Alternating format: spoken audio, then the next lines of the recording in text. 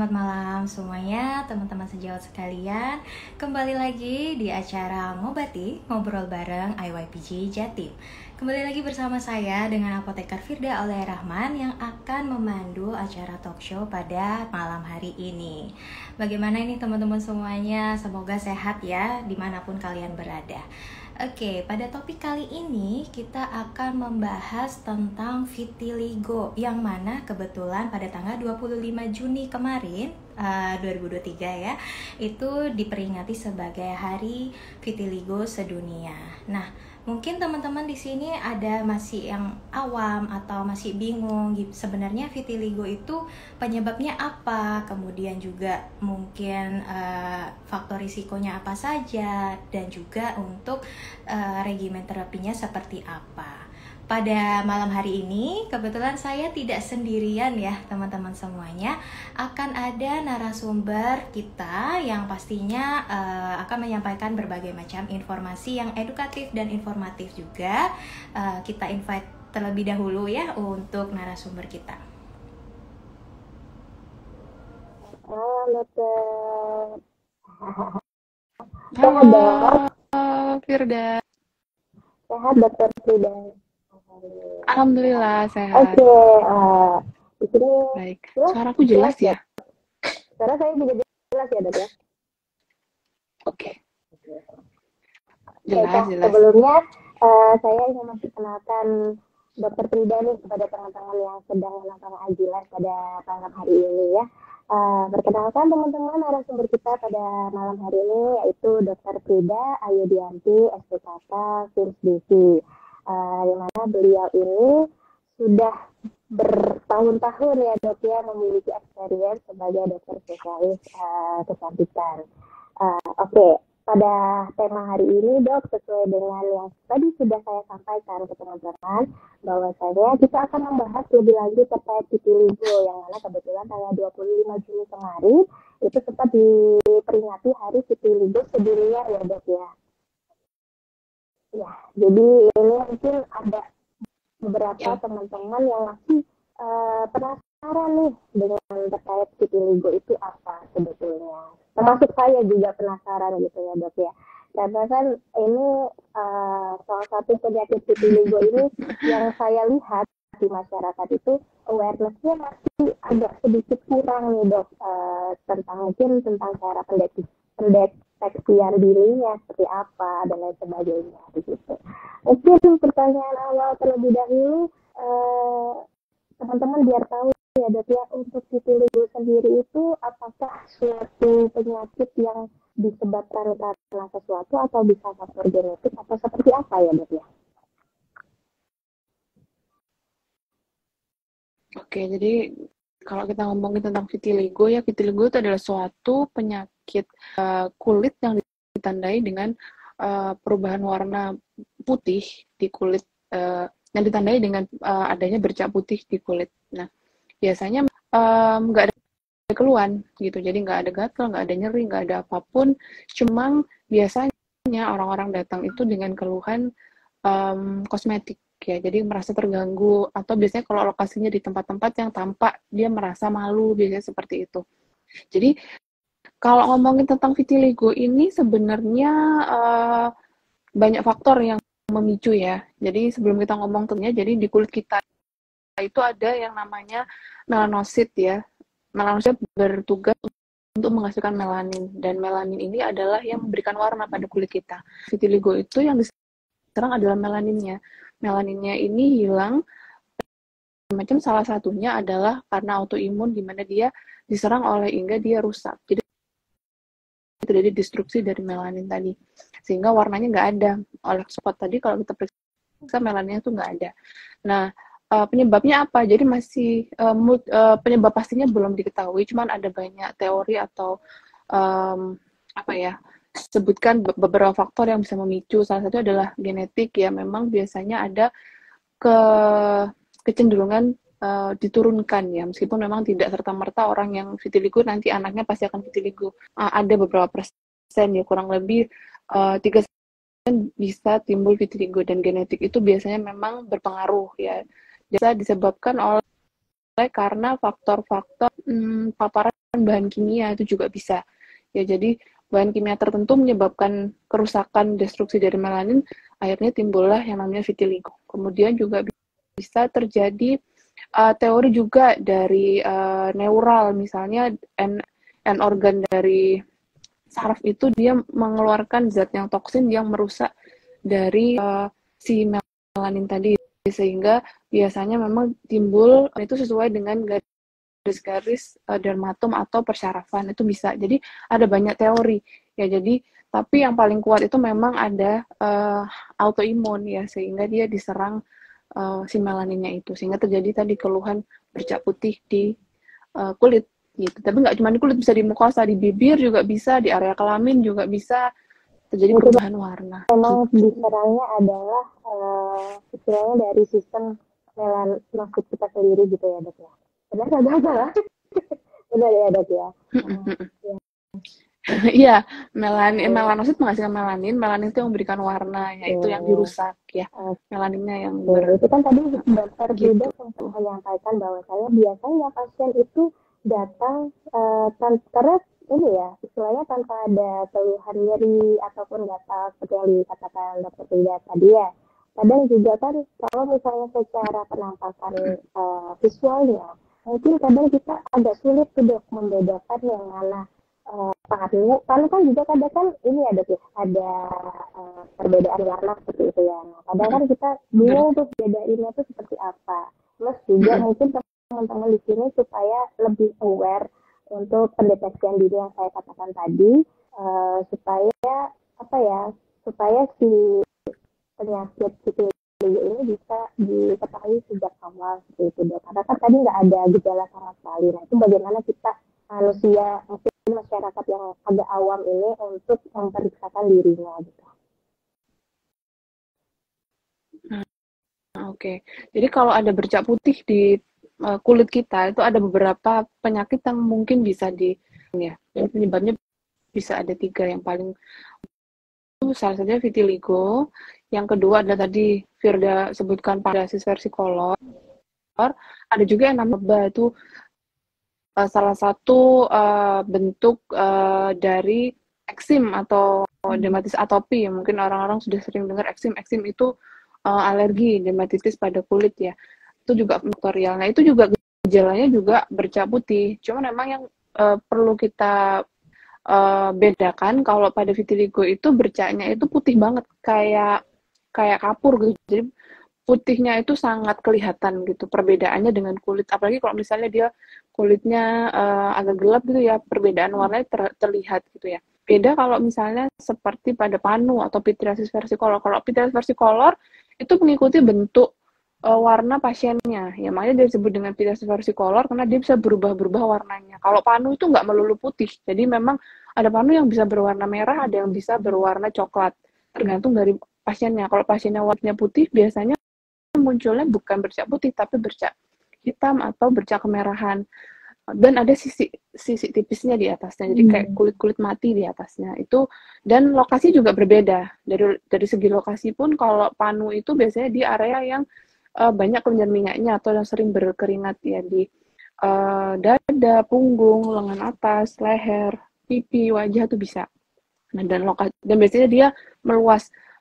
Dia juga nggak ada keluhan, cuman kadang-kadang gatalnya nggak dominan, tapi biasanya dia juga pasien nggak merasa, cuma dia datang malu karena ada perubahan warna. Nah, itu dari segi itu membedakan di situ ya, kalau panu dan vitiligo. Nah, yang sulit lagi itu vitiligo dengan pityriasis alba, atau biasanya kalau anak-anak tuh disebut terapaan itu ya. Kalau anak kecil kan suka putih-putih di wajah itu. Nah, itu sering ditemukan di praktek bahwa memang bisa rancu gitu ya. Memang pada vitiligo awal bisa, kalau bercaknya memang kecil sekali, memang bisa agak sulit dibedakan dengan pityriasis alba. Cuman kalau pityriasis alba itu dia musiman, jadi dia biasanya nanti memburuk pada saat cuaca dingin seperti ini, atau dia diperparah dengan misalnya paparan sinar matahari, perubahan suhu yang mendadak, misalnya habis aktivitas outdoor, misalnya habis berenang atau sepedaan, anak-anak mungkin banyak terpapar sinar matahari, itu makin putih. Tapi nanti pada kondisi tertentu nanti dia akan menipis. Nah, beda dengan Vitiligo biasanya dia bercaknya ya tetap seperti itu, mau berganti musim, mau apa, tetap seperti itu, dan mungkin bisa bertambah lebar, dan putihnya berbeda, putihnya putih banget kalau yang vitiligo. Dan vitiligo biasanya paling sering menyerang di area wajah, biasanya yang paling sering ya, dan biasanya di wajah pun ada lokasi spesifik, biasanya di sekitar lubang, entah lubang bibir ya, sekitar bibir, sekitar kelopak mata, hidung, atau kalau di badan biasanya paling sering di pergelangan di tangan ya, atau di pusar, seperti itu. Kalau yang terataan atau pityriasis alba itu paling sering memang di muka, dan memang biasanya dia ditandai dengan kulit kering, biasanya seperti itu untuk membedakan. Tapi memang kalau memang ragu, memang yang penting kalau misalnya merasa ada bercak putih yang dirasa tidak biasa, mungkin bisa berperiksa ke dokter spesialis kulit untuk dipastikan ini apa gitu. Secara penampakannya agak-agak mirip gitu ya Dok ya, namun dengan agak mirip itu ya teman-teman ya, sesuai dengan yang dikatakan Dokter Frida, kalau misalnya kita menemukan sesuatu yang itu tidak biasa gitu ya di kulit kita, seperti bercak putih itu tadi, bisa langsung dikonsultasikan saja kepada yang lebih profesional, yang lebih mengetahui perbedaan antara satu sama lain, supaya bisa langsung didiagnosa sejak dini ya Dok ya. Karena ini Dok, nah kalian ini saya juga tanya, apakah mitos atau fakta kalau misalnya si vitiligo ini itu sebetulnya tidak bisa disembuhkan ya? Karena kan orang-orang ini biasanya agak panik kalau mendengar sesuatu yang tidak bisa disembuhkan kayak gitu. Itu gimana itu Dok? Oke. Sayangnya untuk pernyataan yang ini fakta ya. Jadi memang vitiligo ini nggak bisa disembuhkan ya. Jadi memang kalau ada terjadi kerusakan ya, tujuan dari terapi itu adalah yang pertama untuk menghentikan pelebaran atau perjalanannya, kita menghentikan supaya dia tidak semakin parah, kemudian mengoptimalisasi repigmentasi. Repigmentasi ini bukan kembali ke kulit normal ya, tapi paling tidak warnanya bisa kita lebih samarkan, jadi supaya tidak terjadi perbedaan warna yang terlalu mencolok dengan kulit yang normal. Yang ketiga ya supaya tidak terjadi munculnya kembali relapse dari penyakitnya, karena penyakit vitiligo ini paling sering terjadi kalau ada trauma. Biasanya bisa ditimbulkan pertama kali dari misalnya trauma, misalnya dari bekas jatuh seperti itu, kemudian dia muncul bercak putih, itu bisa jadi pemicu awal.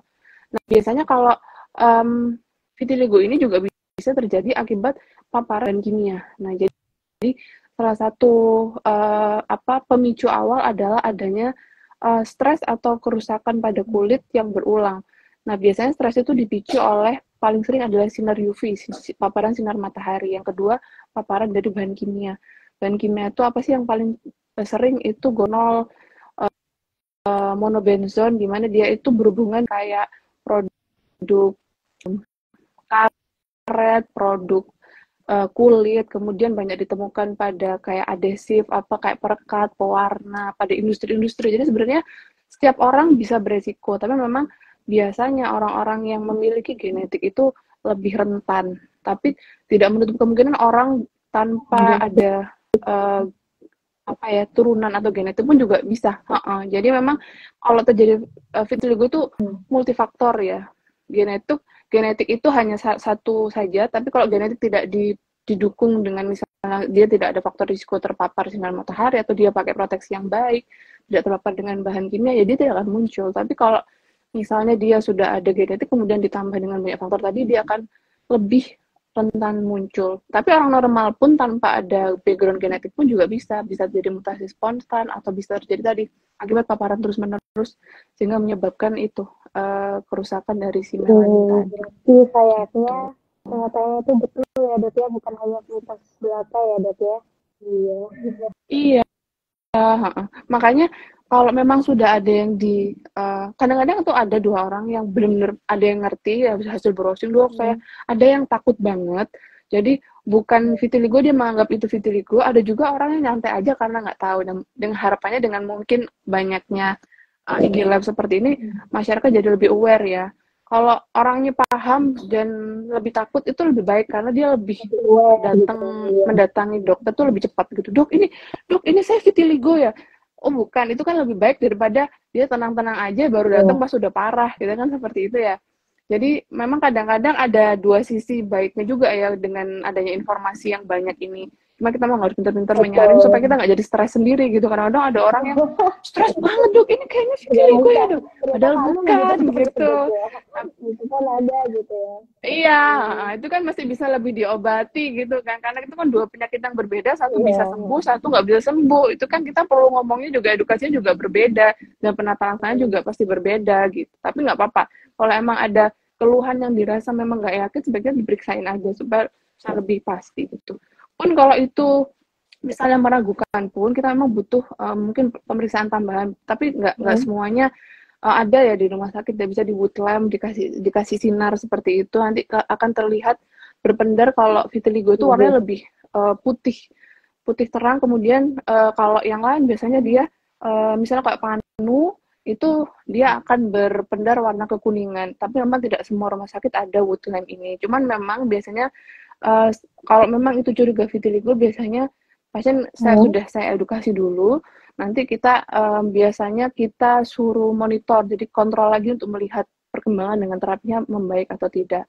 Seperti itu. Jadi tetap kalau misalnya nggak yakin, periksa aja. Nanti pasti kita kasih guidance harus ngapain, kita harus periksain apa, nanti kita arahkan gitu. Ya, itu tadi memang awareness dari diri sendiri itu penting ya, Dok ya, untuk mengetahui. Nah, itu juga berarti kan tadi multifaktor ya, Dok ya. Ya, apapun lah itu yang namanya mencegah pasti lebih baik daripada mengobati, betul ya, Dok ya. Jadi meskipun kita tidak tahu mungkin ada sejarah nenek moyang yang memiliki penyakit vitiligo atau autoimun, tapi kita tidak aware dengan sinar paparan UV dan lain sebagainya. Jadi itu bisa memperbesar resiko ya, Dok ya, untuk terkena vitiligo. Itu teman-teman, jadi memang penting banget menggunakan proteksi terhadap sinar UV ya, Dok ya, untuk keluar rumah kayak gitu. Dan tidak hanya di wajah sebetulnya, bukan, Dok ya, tapi di badan sebetulnya harus ya, Dok ya. Cuma rata-rata orang Indonesia wajah aja udah gitu. Iya, betul.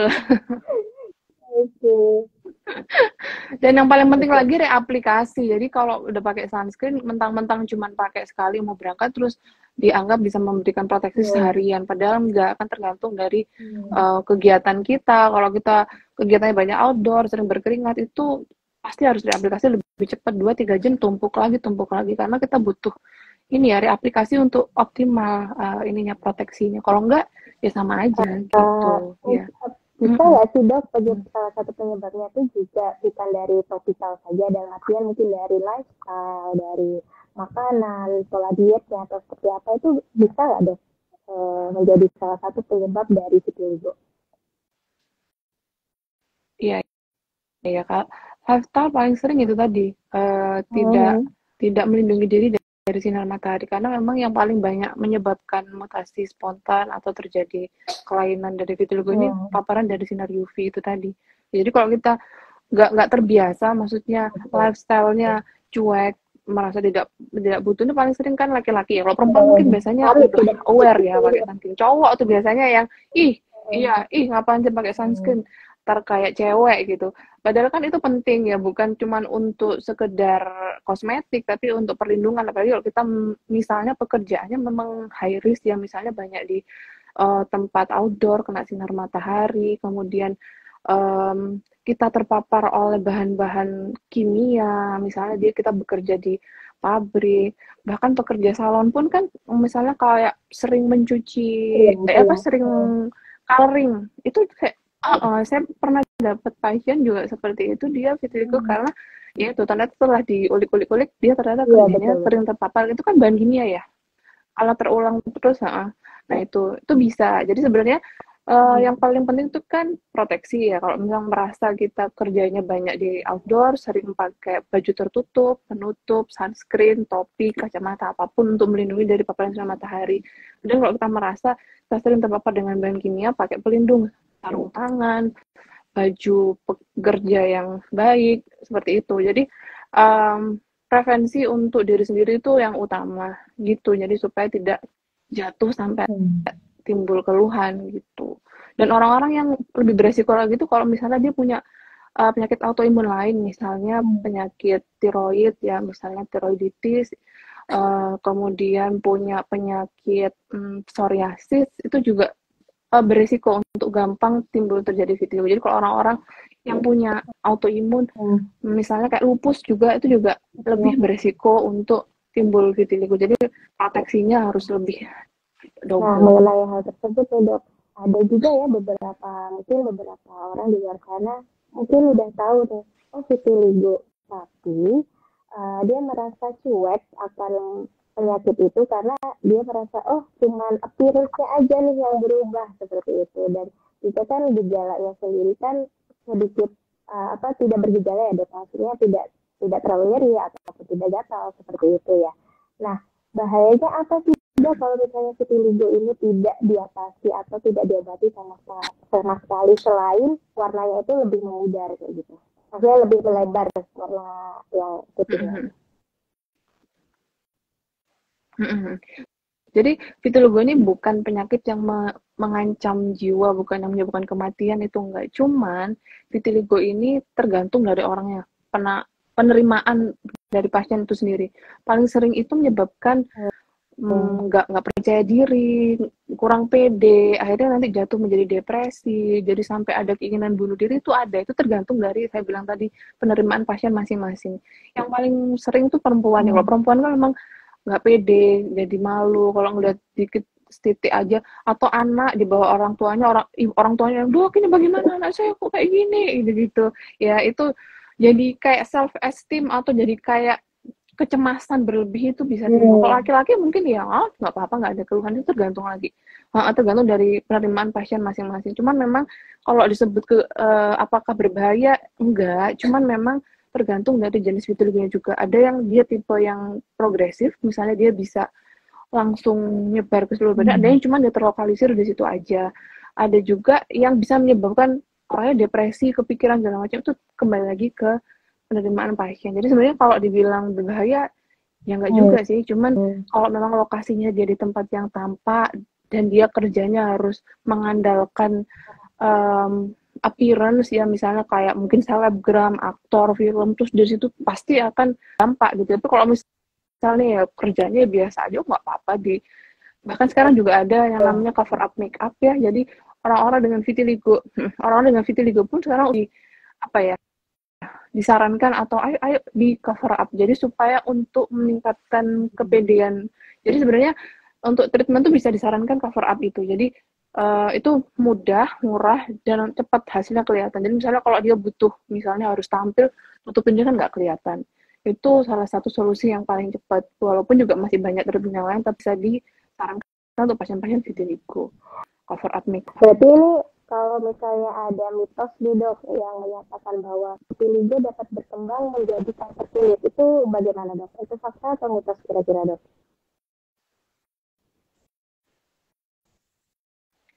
Jadi sebenarnya masih ada perdebatan ya. Cuma memang pada penelitian yang terbaru itu bahwa memang orang-orang dengan vitiligo itu justru terlindungi dari terjadinya kanker katanya. Jadi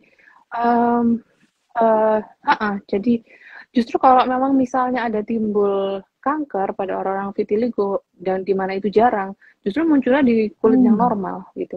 Karena kalau kanker pada kulit itu membutuhkan melanin, sedangkan vitiligo itu melaninnya nggak ada gitu. Justru sebenarnya orang-orang vitiligo itu dikatakan dia terlindungi. Jadi ada gen tertentu yang malah justru melindungi terjadinya dari si kanker kulit. Jadi sebenarnya bisa dibilang mitos, tapi memang masih terjadi debat ya sekarang ya. Tapi yang terbaru itu dikatakan bahwa jadi perdebatan, tapi memang sebaiknya walaupun tidak menyebabkan kanker, tapi orang-orang dengan vitiligo itu di mana melaninnya nggak ada, dan melanin itu kan fungsinya sebagai kayak sunscreen alami dari Allah ya, dari Tuhan ya untuk kita. Jadi melindungi kita, dia menyerap dari sinar matahari, kemudian supaya menghilangkan efek-efek jeleknya si sinar UV itu. Nah, pada orang-orang dengan vitiligo, melaninnya nggak ada, itu rentan terjadi sunburn, jadi merah, bisa terjadi panas, nyeri, segala macam itu keluhan, dan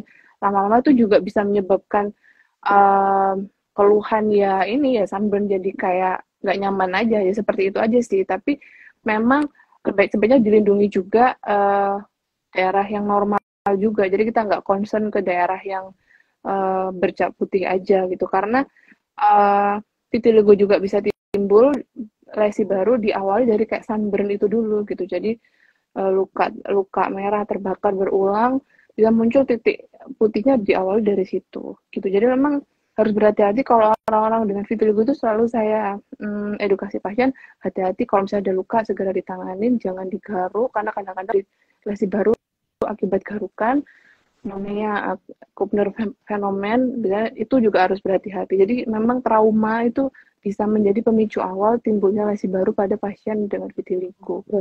Tapi memang itu masih dibutuhkan penelitian lebih lanjut ya dok ya terkait apakah vitiligo juga berkembang dan menyebabkan seperti itu.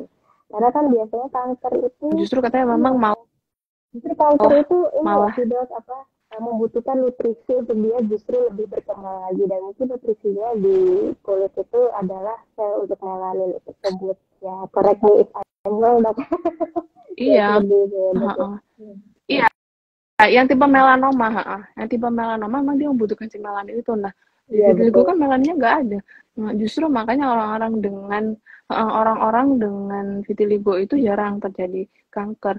Justru orang-orang yang kanker kulit pada saat dia melakukan kayak imunoterapi itu bisa timbul vitiligo karena itu tadi dia menyerang itu melaninnya diserang, akhirnya terjadi kerusakan yang seperti autoimun tadi ada di vitiligo. Malah kebalik, jadi orang-orang yang kalau saya baca dari kayak penelitian terbaru itu orang-orang yang kena kanker kemudian melakukan imunoterapi justru bisa timbul vitiligo. Jadi kebalik, bukan orang vitiligo kena kanker, orang bisa timbul vitiligo pada saat terapi ya. Jadi bukan pas karena penyakitnya jadi vitiligo, tapi karena paparan dari terapinya tadi gitu. Oke, sekarang paham ya teman-teman semuanya. Jadi kalau perihal ini masih memang butuh penelitian lebih lanjut, jadi bukan mitos ataupun fakta, masih di tengah-tengah, masih abu-abu sebenarnya. Tapi yang mengenai vitiligo yang tidak bisa disembuhkan itu memang sayangnya itu fakta gitu ya dok ya.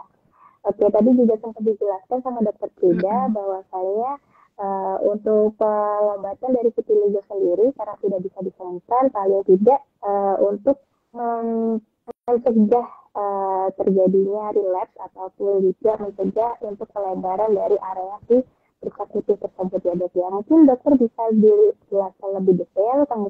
Kebetulan juga di sini ada teman-teman sejawat apoteker juga yang sedang menonton live IG Live hari ini. Mungkin bisa dijelaskan terkait regimen terapi dari vitiligo sendiri itu seperti apa ya dok ya? Oke, jadi vitiligo itu ada beberapa lini ya. Jadi ada pilihannya yang dioles, ada yang bisa oral, ada yang bisa fototerapi, ada kombinasi, ada sampai yang paling akhir itu bedah ya.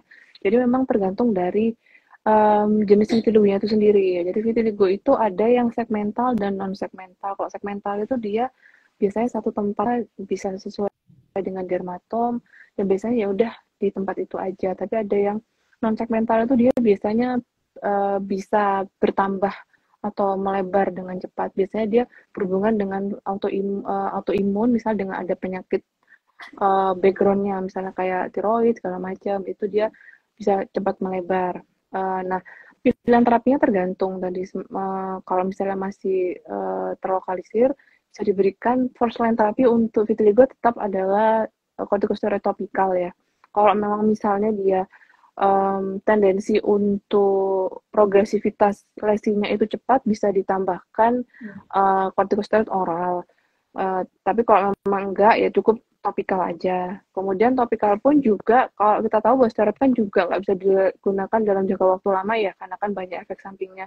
Biasanya kita bisa switch ke terapi yang lain, misalnya imunomodulator seperti calcineurin inhibitor seperti pimecrolimus, tacrolimus itu juga bisa diberikan. Cuma memang dari segi ketersediaan juga imunomodulator jenis yang pimecrolimus, tacrolimus ini memang jarang dan harganya juga lebih jarang dan mahal, dan juga bisa menimbulkan reaksi iritasi juga gitu. Memang kalau dinilai compliance-nya antara steroid dengan pimecrolimus memang lebih nyaman steroid karena tidak ada keluhan kayak burning, stinging, cuman memang untuk segi efek samping lebih banyak yang steroid ya. Jadi memang bisa diberikan gantian atau selang juga bisa, atau biasanya kita coba steroid dulu baru nanti di switch ke pimecrolimus atau tacrolimus, atau bisa dikombinasi juga kalau memang lokasinya luas bisa ditambahkan. Kalau misalnya setelah penggunaan steroid 4 sampai 6 minggu tidak ada progres, bisa ditambahkan fototerapi, misalnya nerbin UVB atau PUVA ya, penerangan dengan UVA gitu. Itu pilihannya. Nanti kalau memang misalnya dengan misalnya si vitiligonya ini sudah nggak ada perubahan atau progresivitasnya sudah tenang, tidak ada pertambahan dalam kurang lebih jangka 2 tahun, bisa dipikirkan misalnya mau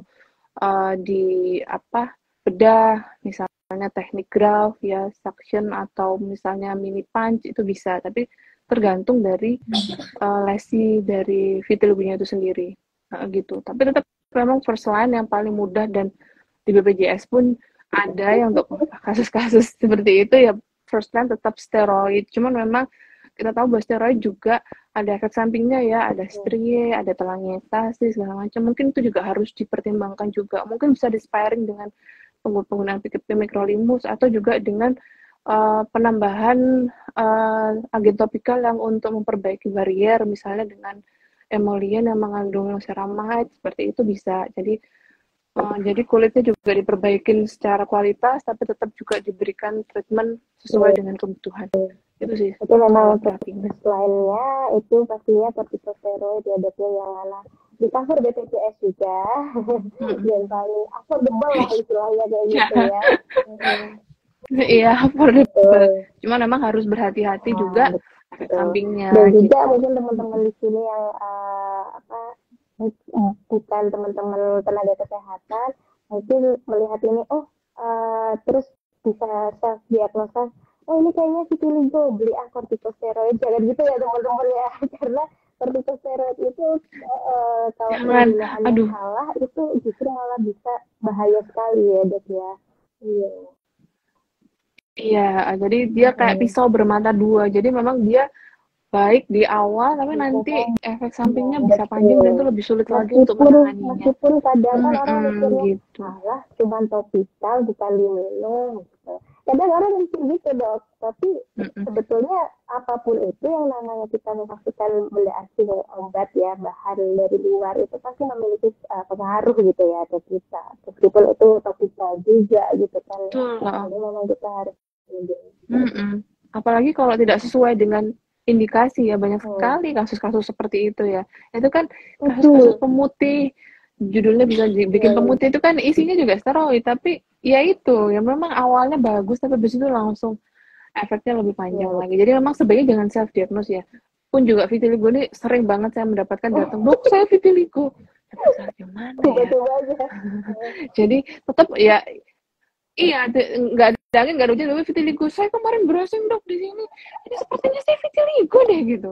Nah, tapi tetap saya pasti akan mau, iya, nanti kita evaluasi ya. Kita tetap kita terapi, nanti kita, Mbak, nanti kontrol lagi ke sini untuk kita lihat lagi, gitu ya. Karena ya bisa jadi tuh memang benar vitiligo, bisa jadi enggak. Karena kan memang untuk diagnosisnya masih berdasarkan pemeriksaan fisik dan dengan anamnesis yang nanyain apakah ada faktor resiko, pekerjaannya apa, dan itu kan untuk mencari fakta-fakta apa yang bisa mendukung ini ke arah vitiligo atau enggak. Dan tetap nanti, makanya kenapa kalau pasien dokter nyuruh nanti kontrol ya, itu bukan untuk melihat apakah ada efek enggak dari terapinya gitu, bukan apa-apa. Kita juga pengen tahu nih apakah membaik atau enggak. Kalau memang tidak membaik, kita perlu memikirkan terapi yang lain. Apakah perlu ditambah obatnya atau mungkin perlu ditambahkan mungkin fototerapi seperti itu. Jadi sebenarnya itu deh. Kalau emang disuruh kontrol ya kontrol. Kalau emang bukan vitiligo ya jangan ngotot gitu. Jangan. Iya, itu yang ditakutkan. Jangan. Nah, ini saya sedikit tertarik sih, dokter. Tadi kan dokter Frida sempat mention terkait pembedahan gitu ya, Dok ya. Berarti kalau misalnya dari vitiligo sendiri ini sudah dirasa tidak progresif selama jangka waktu yang sesuai tersebut, itu ada ya dok ya opsi untuk pembedahan seperti itu. Dan kalau misalnya iya, apakah itu akan bisa kembali terulang lagi dia di kemudian hari misalnya setelah pembedahan terus seperti itu apakah ada kemungkinan seperti itu atau gimana dok? Iya, tapi iya, memang ada namanya punch graft itu, mini punch itu. Jadi kita pakai punch, alat punch mengambil dari kulit yang normal ya, kemudian kita letakkan di lokasi yang vitiligo tadi. Memang itu tergantung dari pasien dan luasnya ya. Kalau emang luas ya jelas kita tidak menjadi pilihan ya. Tapi kalau emang dia terlokalisir yang segmental atau yang cuma satu lesi aja, kemudian kita mau coba dengan dan 2 tahun dia tidak ada progresivitas, bisa dipikirkan untuk itu tadi mini punch. Jadi dia diambil pakai punch ditanam satu-satu, jadi kecil-kecil gitu. Cuman memang keberhasilannya tergantung dari donornya juga, kemudian kondisi kulitnya dan perawatan paskanya gitu. Enggak 100% akan kembali, tapi disebutkan bisa terjadi repigmentasi. Repigmentasi biasanya dimulai dari kayak pinggiran folikel rambut daerah situ. Memang nggak bisa sempurna balik ya, tapi memang ada bisa terjadi repigmentasi dari tindakan tadi punch graft tadi itu. Tapi kalau tapi memang nggak semua bisa melakukan. Bisa jadi pilihan. Tapi memang setelah itu kan kayak lini terakhir ya. Jadi tetap harus dari step-step awal, lini pertama, lini kedua. Kalau emang itu dilakukan sudah tidak ada perbaikan atau progresivitasnya lambat 2 tahun, dia gitu-gitu aja, mungkin bisa dipikirkan ke sana. Tergantung dari klinis pasien. Kan kadang biasa ya ada orang yang maunya serba instan kayak gitu kan. Mau langsung bedah aja dok, bisa kan katanya di Google bisa, kadang itu ada yang seperti itu kadang dok ya. Nah itu ternyata tidak semesta langsung bisa untuk pembedahan seperti itu, tapi memang kita harus dari langkah awal dulu begitu ya.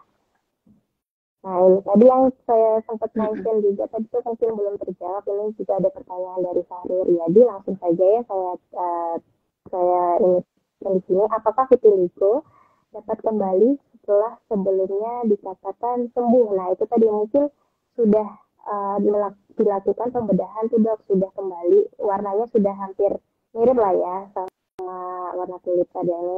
Mungkin nggak untuk dia bisa kembali lagi menjadi vitiligo, terserang lagi vitiligo gitu? Nah. Bisa ya, kalau memang faktor resikonya itu masih ada gitu ya dok. Trauma kan ada, karena kan salah satu pemicu bisa timbul lagi kan kayak trauma gitu ya. Ya mungkin tidak serta-merta bisa muncul, tapi segala sesuatu pasti akan ada resiko ya. Kalau dibilang apakah tidak mungkin muncul, ya enggak juga ya, pasti ada kemungkinan, karena vitiligo itu juga ini penyakit yang tidak bisa disembuhkan, dan memang pemicunya sudah jelas tadi apa, sinar matahari, trauma, segala macam, bahan-bahan kimia ya, seperti itu. Jadi dan pembedahan itu sendiri pun kan juga suatu tindakan yang invasif ya, dengan menusukkan punch itu kan juga trauma untuk kulit, dan tidak menutup kemungkinan di lokasi pengambilan punch di awal itu bisa jadi vitiligo juga bisa gitu. Jadi memang ya kalau memang melakukan itu pasti kan sudah melalui tahapan KIE dari antara dokter dan pasien, bahwa memang sudah paham bahwa penyakitnya ini memang sangat berisiko, dan tindakan yang bersifat invasif juga pasti akan bisa menimbulkan lesi baru gitu. Tapi kalau memang dibilang apakah bisa repigmentasi, ya bisa muncul repigmentasi, tapi memang tidak sempurna, dan itu memang pilihan yang akhir. Jadi itu masih ada, dan banyak juga yang gagal. Jadi nggak semua yang melakukan punch itu nanti hasilnya bagus juga, enggak bisa gagal juga banyak gitu. Banyak faktor ya, apalagi kalau misalnya after treatmentnya dia nggak bagus, kemudian donornya nggak tumbuh dengan baik, ya sia-sia juga gitu bisa. Jadi memang banyak faktor. Memang faktor resiko masih ada, ya pasti bisa kembali ya dok ya, karena itu juga salah satunya autoimun itu tadi ya dok ya. Oke. Nah ini sempat saya juga ada pernah baca, katanya vitiligo itu bisa ditularkan ke orang lain, makanya sering kali orang itu mengucilkan orang-orang yang memiliki penyakit vitiligo. Padahal enggak ya dok ya? Mungkin ini masih banyak Nah, banget masyarakat awam sih yang kayak apa ya, istilahnya menghindari teman-teman yang mungkin memang sudah terdiagnosa vitiligo dengan anggapan entah itu apa namanya penyakit menular atau seperti apa gitu. Mungkin bisa lebih dijelaskan lagi dok, diedukasi lagi mungkin teman-teman yang ada di sini, mungkin keluarganya atau orang tua atau kerabatnya masih memiliki mindset seperti itu, mungkin dokter Frida bisa lebih menjelaskan lagi dok. Monggo dok.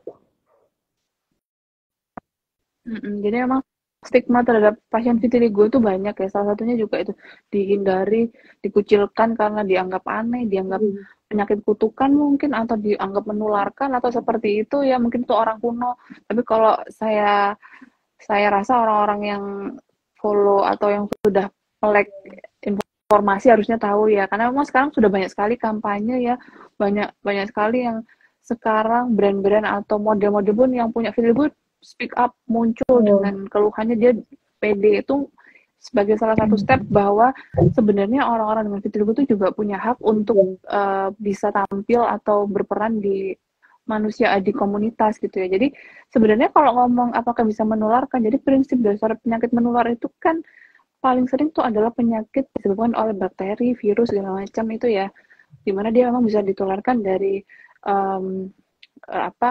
kontak langsung dengan cairan tubuh. Nah, kalau ini kan jelas ya, dia penyebabnya adalah autoimun, kemudian ada faktor genetik segala macam. Itu jelas tidak benar, itu adalah cuman mitos ya. Jadi kalau memang bertemu dengan orang yang vitiligo justru jangan didekatin, malah harus disupport ya, karena orang-orang seperti itu mungkin rentan secara mental, yang mungkin nggak pede atau segala macam, itu yang mungkin menjadi problem. Jadi kalau dibilang menularkan sih enggak ya, jelas enggak. Beda dengan kusta. Kalau kusta kan mungkin ada kayak penyakit menular ya, emang iya, tapi kalau sekarang pun sudah kita rubah stigma untuk penyakit kusta, karena kusta pun kalau setelah diobati ya dia tidak menular. Jadi apalagi vitiligo gitu, vitiligo ini jelas-jelas bukan penyakit yang bisa kita ketempelan kulit dan kulit kemudian nanti tertransfer jadi vitiligo, kan yang enggak gitu. Iya enggak, jadi tidak semudah itu Bulgoso ya. Jadi ya, jadi nggak apa, jadi jangan takut. Jadi jangan takut lah. Gitu. Berarti banyak sekali yang bisa kita rangkum ya dok ya. Ini kebetulan juga sudah mendekati akhir sesi. Jadi satu terakhir sih dok, pertanyaan ini kayaknya dari saya pribadi gitu ya. Kan tadi kan vitiligo kan disebabkan faktor risiko mungkin dari sinar paparan UV dan lain sebagainya. Bisa nggak sih kita itu, misalnya saya nggak tahu kalau misalnya saya punya faktor genetik vitiligo atau bukan, atau imun atau enggak gitu kan, tapi ingin mencegah. Nah, selain dari paparan, maksudnya selain proteksi diri dengan pakai anti filariasis kayak gitu, sunscreen itu, bisa nggak dengan kita memperbanyak makanan-makanan antioksidan, kemudian olahraga dan lain sebagainya gitu, pengaruh atau enggak dok untuk mencegah vitiligo ini? Pengaruh banget nah, karena kan dengan lifestyle yang baik ya, makan makanan yang banyak antioksidannya, itu juga bisa menjadi mencegah ya, karena salah satu teori juga menyebabkan bahwa ini reaksi oksidatif itu bisa menimbulkan si vitiligo tadi. Salah satu reaksi oksidatif kan bisa ditangani oleh dengan suplemen antioksidan, makanan yang mengandung banyak antioksidan ya. Itu bisa. Jadi healthy lifestyle itu bisa kita terapkan ya. Meskipun mau vitiligo atau enggak, penyakit yang lain pun juga pasti juga ikut bisa kita halangi ya. Tapi itu dicegah. Tapi kalau untuk kita mau fokus ke vitiligo-nya itu sendiri, kalau misalnya kita nggak tahu nih kita punya genetik atau enggak, penggunaan sunscreen itu menjadi poin utama gitu ya. Jadi makanya kenapa sih sekarang sudah digalakkan penggunaan sunscreen mulai dari anak-anak pun juga apa. Jadi banyak sekali pertanyaan, kapan sih dok kita memulai perawatan pada kulit atau sunscreen tuh boleh kapan dipakai sih? Mulai dari bayi juga boleh, mulai dari anak-anak juga boleh, karena kita tahu bahwa paparan sinar matahari itu kan kumulatif ya. Maksudnya kita tuh tinggal di Indonesia dengan sinar matahari yang banyak, ya kita nggak tahu kita setiap orang punya membawa faktor risiko apa. Nah, sunscreen ini menjadi kayak senjata kita gitu ya. Jadi penggunaan sunscreen dari remaja atau anak-anak itu dari banyak sekali manfaatnya, mulai dari menghindari aging, menghindari sunburn, menghindari dermatitis pun juga, eksim itu juga bisa dipicu misalnya karena paparan sinar matahari berlebih kan juga bisa, dan dari jangka panjang pun juga bisa mencegah terjadinya dari kanker, itu kan juga bisa. Pun kalau misalnya ada bakat genetik vitiligo juga memberikan proteksi. Jadi sebenarnya penggunaan sunscreen itu memang sebaiknya segera dilakukan gitu ya. Jadi kalau memang misalnya punya anak-anak, apalagi kalau dia punya sering banyak kena paparan sinar matahari, pakein aja sunscreen gitu. Kita juga orang perempuan juga jangan lupa kalau pakai sunscreen nggak cuma sekali aja, direaplikasi seperti itu ya. Anak-anak kita juga misalnya main di pantai, pakaiin lagi, nanti habis berenang pakai lagi, seperti itu, karena memang proteksi terhadap sinar matahari itu penting ya. Itu jadi pakai pakaian tertutup ya, topi segala macam, kacamata, sunscreen juga gitu. Itu kayak modal utama kita untuk mencegah terjadinya keluhan kulit yang berhubungan dengan sinar matahari, baik mulai dari kayak flek, penuaan dini, sampai yang paling berat kanker. Dan juga cara penggunaannya harus betul ya dok ya, seperti reaplikasi tadi. Kadang kan orang mikir, aduh sunscreennya udah SPF 50 plus PA, udah pakai sekali aja seharian ya gitu kan. Padahal kan ada orang yang mikir kayak gitu ya, padahal sebetulnya tetap perlu yang namanya reaplikasi gitu. Iya, apalagi kalau misalnya berkeringat, nah itu. Terus kalau pakai sunscreen juga jangan pelit-pelit ya, minimal 2 ruas jari ini ya. Jadi jangan dihemat-hemat. Iya, aduh ini mahal dikit aja gitu. Wah, jangan gitu. Tolong dirubah itu ya paradigmanya. Jadi kalau sunscreen jangan diirit-irit, justru perbanyak lebih bagus gitu ya, minimal 2 ruas jari. Oke, itu tadi pertanyaan saya pribadi sih bang. Baik ya. Kalau gitu, karena keterbatasan waktu, mungkin saya izin untuk sedikit merangkum dari acara kita talkshow pada malam ini ya dok ya. Jadi tadi saya kepikiran pagi-pagi tuh, soalnya semangatnya dokter pribadi kayak semangat pagi gitu. Semangat pagi ya. Semangat pagi, oke. Padahal ini sudah jam malam gitu ya. Iya, sudah teler ya. Izinkan saya merangkum bahwasanya vitiligo ini merupakan suatu penyakit kelainan kulit ya dok ya, yang mungkin disebabkan dari produksi melaninnya itu terganggu seperti itu. Jadi menyebabkan suatu perubahan appearance di kulitnya, dan juga ini merupakan penyakit yang tidak menular, tapi penyakit yang mungkin faktor risikonya banyak, multifaktor, diantaranya yaitu adanya genetik, kemudian juga untuk penyakit autoimun dan lain sebagainya, serta juga paparan dari sinar UV dan lain sebagainya ya dok ya. Kemudian untuk regimen terapi dari vitiligo sendiri, itu untuk first line terapinya merupakan obat-obatan golongan kortikosteroid, dan juga banyak untuk terapi lanjutannya seperti terapi paling terakhir ya, pilihan terakhir yaitu pembedahan itu tadi ya dok ya. Terus mungkin ada apa dok? Sorry saya sedikit lupa yang untuk UV tadi dok, untuk terapi. Apa? Fototerapi. Neroben UVB. Fototerapi ya. Itu juga bisa menjadi opsi untuk terapi dari vitiligo. Kemudian juga pastinya kita harus pendeteksian dini untuk vitiligo, karena penyakit ini kebetulan memang secara fakta itu tidak bisa disembuhkan, tapi untuk progresivitas dari perluasan areanya itu bisa ditekan gitu ya dok ya. Dan juga pastinya kita bisa dong mencegah, karena mencegah itu pastinya lebih baik daripada mengobati, dengan cara itu tadi proteksi dari luar menggunakan sunscreen, dan juga bisa dengan menjalankan healthy lifestyle gitu ya dok ya.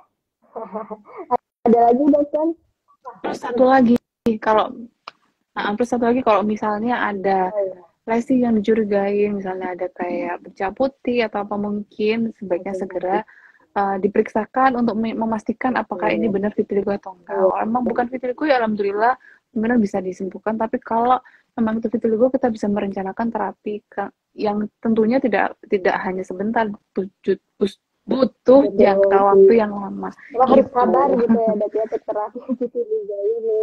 Sabar, itu intinya. Jadi teman-teman juga kalau misalnya ini ya merasa ada sesuatu yang berbeda nih di area kulitnya, misal bercak putih seperti itu, bisa langsung dikonsultasikan kepada pihak yang lebih profesional, karena kita tidak ingin juga untuk self diagnosa yang seperti tadi ya dok ya, kemudian self diagnosa ternyata ini salah, terus kita sudah beli obat, sembarangan obat, terus dipakai, nah itu bisa bahaya lagi, efek samping obatnya yang tidak terkontrol itu juga bisa lebih berbahaya nantinya ujungnya. Jadi memang penting sekali untuk memeriksakan sedini mungkin kalau memang ada sesuatu yang dirasa berbeda atau tidak biasa gitu ya dok yang ada di tubuh kita. Gitu. Ada lagi dokter Frida yang mau ditambahkan? Betul sekali. Sudah, pokoknya jangan lupa pakai sunscreen ya. Di reaplikasi. Itu kunci utama. Reaplikasi ya. Gitu kan. Kadang juga nggak punya waktu buat Iya. aplikasi gitu kan. Padahal itu penting banget. Gitu. Iya. Cowok-cowok juga ya. Jangan Jadi lupa. tidak memandang gender ya dok ya untuk penggunaan sunscreen. Tidak memandang gender. Karena ini untuk kesehatan kita. Baik dokter Frida, sudah cukup larut ya di jam 8. Frida juga pasti udah praktek dari pagi nih pasti nih. Oke, sekali lagi terima kasih banyak untuk dokter Frida yang telah menyempatkan waktunya. Ya, sama-sama Firda. Terkait vitiligo pada teman-teman IYPG Jatim yang ada di sini, dan terima kasih juga untuk teman-teman followers IYPG Jatim, teman-teman sejawat tenaga kesehatan lainnya yang telah menyaksikan talk show IG Live pada malam hari ini. Oke, nah baik, sekian dulu dari saya, dan juga terima kasih untuk dokter Frida. Mungkin nanti ke depannya kalau misalnya kita ada topik-topik lagi mengenai hal-hal yang menarik seperti ini, bisa ya dok ya untuk diundang kembali. Seru nih ngobrolnya soalnya. Siap. Baik. Terima kasih semuanya. Mohon maaf jika saya ada salah kata. Sama-sama. Maaf ya dok ya kalau misalnya ada salah kata yang kurang berkenan. Terima kasih juga. Baiklah, saya tutup. Assalamualaikum warahmatullahi wabarakatuh. Selamat malam semuanya. Salam dokter Frida. Waalaikumsalam. Dadah. Terima kasih dok. Makasih Firda.